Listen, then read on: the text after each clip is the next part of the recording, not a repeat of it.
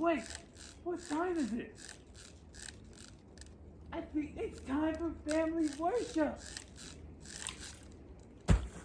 Good morning, everyone. Welcome to another family worship. My name is Patrick, and I'm super excited to be here with you guys. Now, as you guys might know, we've been going through the My Friend Jesus series. Now, last week, Seth did an awesome job talking about the sincerity of Jesus. This week, we're going to be talking about the balance of Jesus. Now, before we get into it, we're going to do a little balancing exercise. Does that sound fun? So, what you're going to need to do is you're going to need to get on up, make sure you got plenty of space around you, and all you're going to do is you're going to balance on one leg, just like this. You can balance on your right leg or your left leg, either one. It's pretty easy, right? Balancing on one leg. But how about this? I want you guys to close your eyes now. Keep them tightly shut. And as you can see, you might even feel it. You're a little bit more off balanced because one of your senses has been taken away. Now go ahead and open your eyes back up. It's easier to balance, right, guys? Now, go ahead and put your leg back down and let's take a look at Jesus. Jesus was a completely balanced individual. He didn't go to either extremes, to one end or the other. He remained balanced in how he taught, and how he acted, and how he preached. There's so many examples in the Bible, in Scripture, of how Jesus was a balanced individual.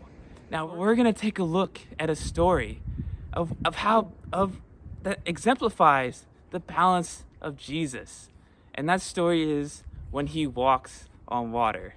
Go ahead and take a look with me.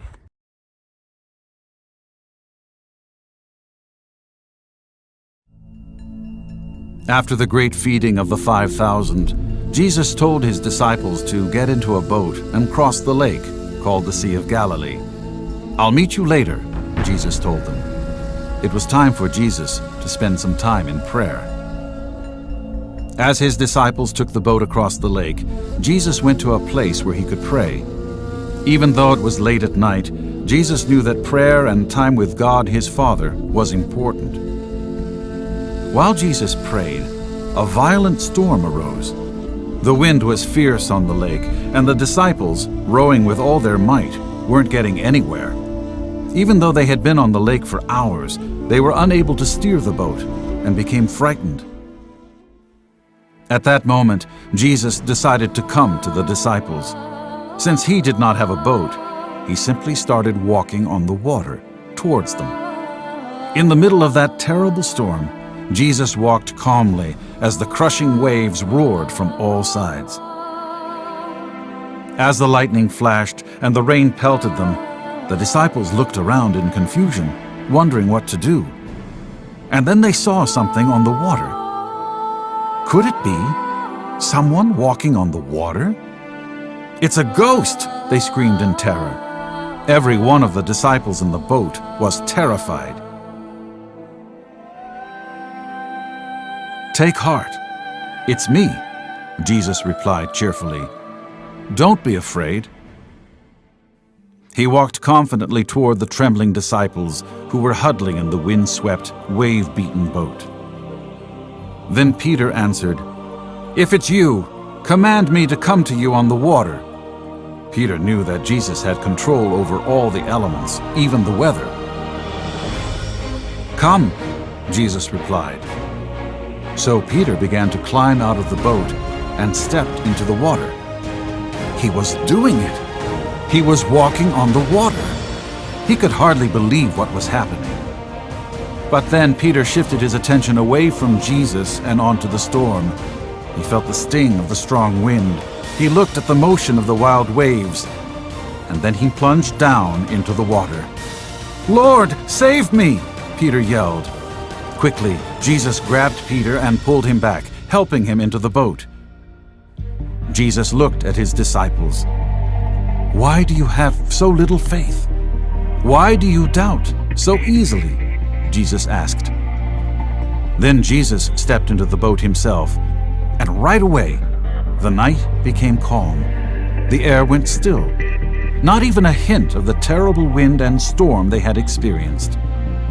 The disciples in the boat were astonished. Their terror was gone, and they started worshiping Jesus.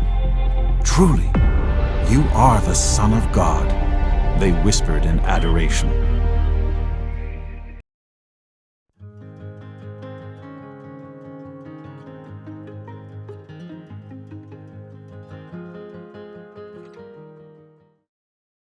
Wow, how cool is it to see Jesus walking on water?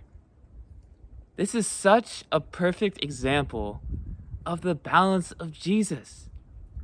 As Jesus was walking on water, there was a crazy storm that was going on around him. But he didn't let that distract him. He didn't let the chaos of the storm distract him from walking on water. Jesus was like the eye of the hurricane. The eye of the hurricane is the most calm, the most balanced point of a hurricane. Jesus was like this eye. He was completely calm and tranquil, walking on water through this crazy storm. Now, when the disciples saw him, they were freaking out. They were like, "Oh, it's a ghost. What are we gonna do?" But Jesus is like, "It's just me." And then Peter responds, "Lord, if it truly is you, then I'll come out to meet you." So Peter tries to mimic Jesus' balance. And he's doing great. The first few steps, Peter is fully focused on Jesus. But then he sees the blowing wind. He sees the crazy waves. He starts to feel the rain hitting his skin. And he starts freaking out. He's scared. And that's when he starts to sink. He starts to lose himself in his own fear. Now, as he's sinking, he cries out. He's like, "Jesus, help me." And Jesus, being the friend that he is, reaches out and pulls Peter out of the water and saves him. So what does that look like for me and you?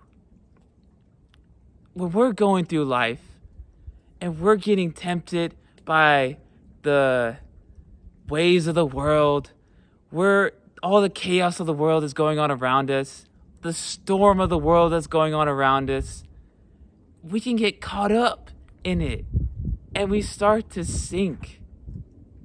But what does Jesus do?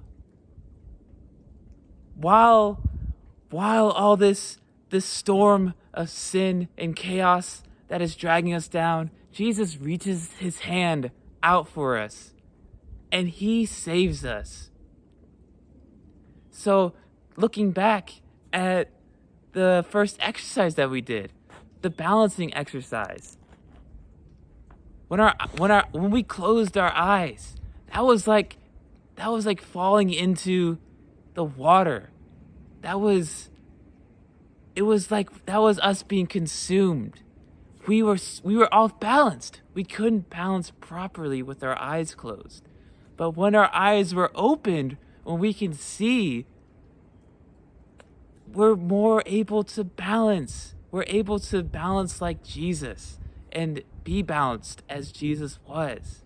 Now, we're going to look at an illustration, or I'm going to demonstrate an illustration of what this looks like for you guys to better understand the balance of Jesus. Let's take a look.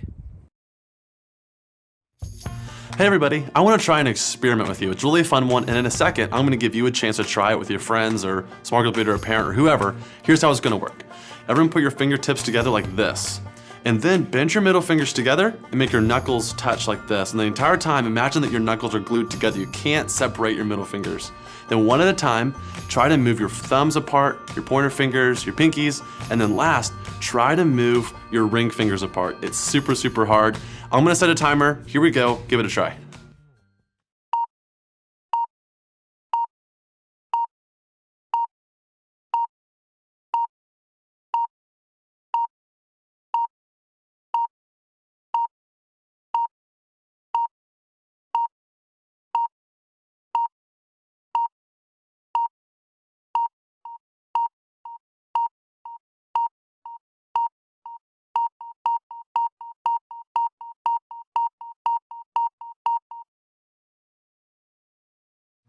Yeah, that is pretty hard to do, right? Raise your hand if you could do it. Yeah, I couldn't do it. It's really fun to try, but it's really impossible. This reminds me when I was out at a summer camp a few summers ago, I saw a boy around your age throw a frisbee and it landed on the roof. I saw him and his friends immediately get upset because they knew they couldn't reach it, so their game was over. They even tried standing on chairs, but none of them could get to it. It was way too high for them to reach. It was impossible for them to get it, kind of like our experiment earlier. Now, I'm a pretty tall person, so I knew that I could reach it. So I walked over, and as soon as they saw me, they asked me to get it. So that's what I did. I reached up, got the frisbee, and their game was back on. So why did I tell you that story? I told you this story because I want to teach you something about God. Those boys would not have been able to get the frisbee for as long as they looked to themselves. But once they brought me into the picture, they got their frisbee back. Why? Because I'm just taller than they are. And this is kind of how it is with God. We might be facing something that we're not big enough or powerful enough to handle on our own. If we try to do it all by ourselves, we'll be just like the boys in the story. It won't be possible. But like the boys looked to me for help, God is both able and willing to help us. Think about our Bible story today. The disciples were on a boat and there was a huge storm, a lot like this one. There was wind and waves, and the disciples were scared. And to add to it, the disciples saw Jesus walking on the water. They thought he was a ghost. But then Jesus calmed them down by saying, "Don't be afraid, it's me."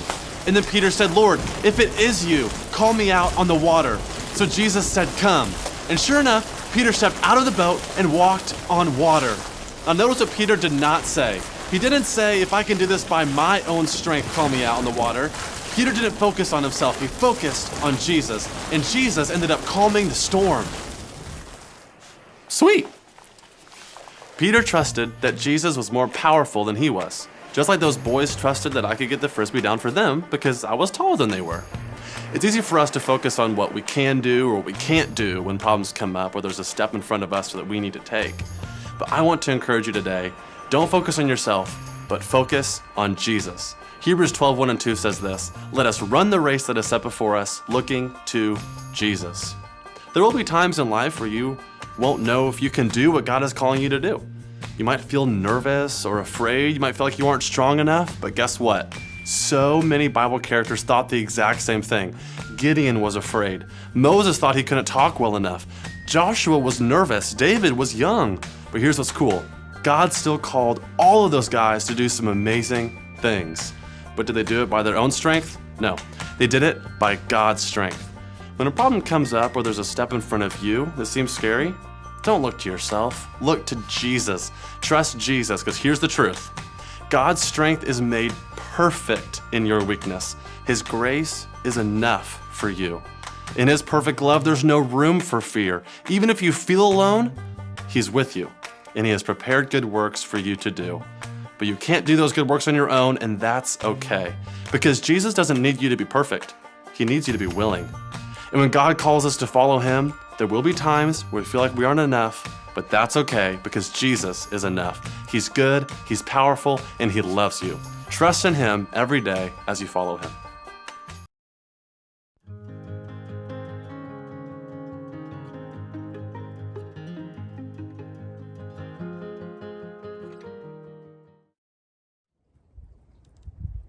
Okay, guys, this is the scenario. Say that I'm Peter, and this slack line right here is the water in which Peter walks on. And then this rope above me, let's say this is the balance of Jesus. Now, when Peter first gets out the boat, he's walking, he's confidently relying on the balance of Jesus. He's going strong. But then he notices a storm around him. He sees the wind. He sees the waves. He starts to panic. Oh no! Jesus, help me! He lets go of the balance of Jesus and starts to sink. He cries out, "Jesus, help me!" Then Jesus, being the friend that He is, reaches down and pulls Peter back up. This is amazing. Jesus is so balanced that He's able to remain calm in such a crazy storm. Now, I hope you guys can see and understand why it's so important to rely on the balance of Jesus. It's important because it helps us remain balanced in our own lives. When we let go of the balance of Jesus, we start to shake. We start to lose our balance and we fall. But when we're at our lowest point, when we've fallen, when we started to sink like Peter did, Jesus, being the friend that he is, reaches us down and picks us back up. And we're able to remain balanced like Jesus. Now, I hope you guys were able to learn something today. I enjoyed so much looking at the balance of Jesus with you guys. I hope you guys were able to learn something and had a good time, had a fun time as well, learning about the balance of Jesus. Now, I'm gonna say my goodbye here. It's been an awesome time hanging with you guys. I hope you guys have a great day and a great week. I'll see you guys soon. Have a good day. Bye.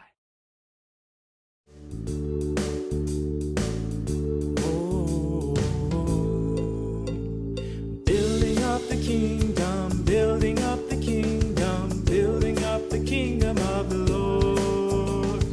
Brother, can you help me? Sister, can you help me? Building up the kingdom of the Lord.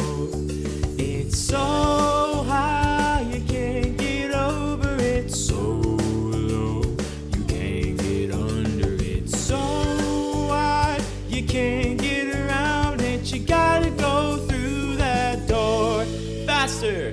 Building up the kingdom, building up the kingdom, building up the kingdom of the Lord. Brother, can you help me? Sister, can you help me? Building up the kingdom of the Lord. It's so high, you can't get over it. So low, you can't get under it. So wide, you can't get around it. You gotta go through that door faster. Building up the kingdom, building up the kingdom, building up the kingdom of the Lord. Brother, can you help me? Sister, can you help me? Building up the kingdom of the Lord. It's so high, you can't get over it. So low, you can't get under it. So wide, you can't get around it. You gotta go through that door faster. Building up the kingdom, building up the kingdom, building up the kingdom of the Lord. Brother, can you help me? Sister, can you help me? Building up the kingdom of the Lord.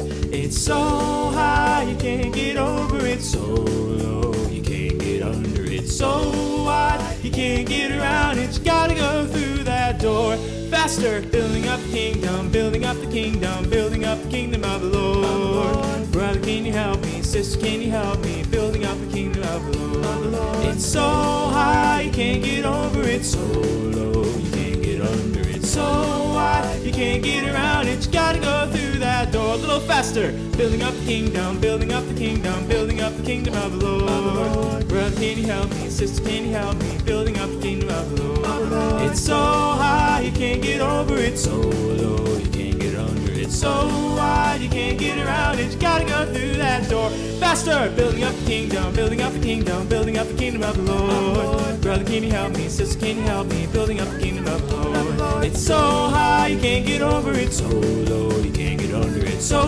wide, you can't get around it. You gotta go through that door. Okay, one more time. Ready?